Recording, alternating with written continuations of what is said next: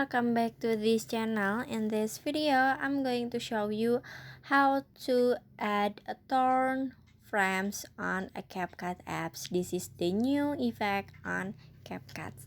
Now let's get started.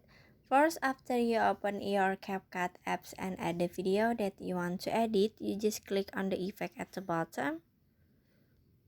And after this, you can click on the video effect. And at the menu, you can click on the party. Click on it. And after this, you can swipe down until you can see torn frames. This is the new frames on a CapCut, so you just click on it. And after this, you can click on check icon in here. Now you can adjust the effect, so you can click on the adjust at the bottom.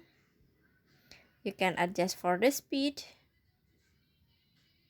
and for the filter. And now you can click on the check icon at the bottom. And after this, you can set the effect until the end of the video.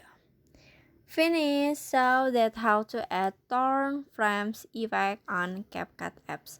I hope you found this video to be helpful. If you enjoyed the content, please consider like, comment, and subscribe down below. Bye bye.